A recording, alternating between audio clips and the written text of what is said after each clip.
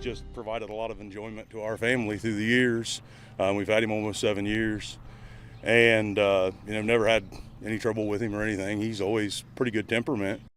Heartbreak tonight for a Pickaway County family shaken by the loss of their miniature horse, Cyclone. The mini horse was shot and killed by a neighbor who says he was trying to protect his dog. Tonight, as the investigation moves forward into exactly what happened, that neighbor is facing charges and a local family is left to wonder how something like this could even happen.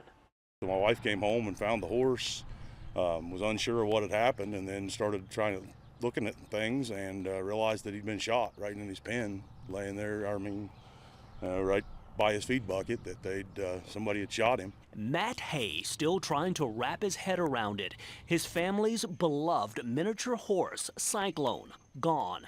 The mini horse shot and killed.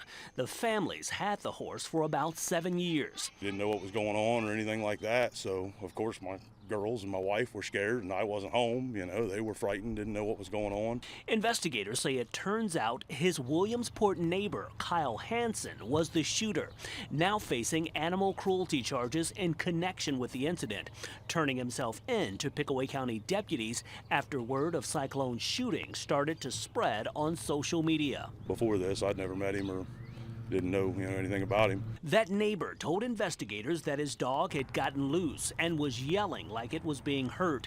He told deputies he first thought it was a coyote, so he grabbed his gun. But when he got to the fence line, he claims he saw his dog getting trampled by what he thought was a donkey. So he shot it, firing his gun 6 or 7 times.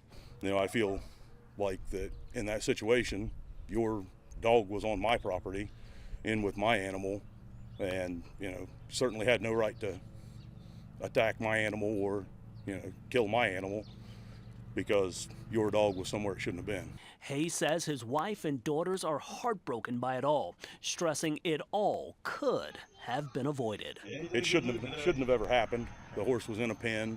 He wasn't loose. The individual's dog got into our horse's pen, and then he came onto my property and killed my horse because his dog got into our pen.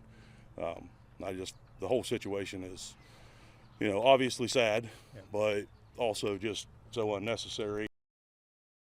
That neighbor is also charged with trespassing and damaging. As for his dog, the pup survived and is doing fine tonight.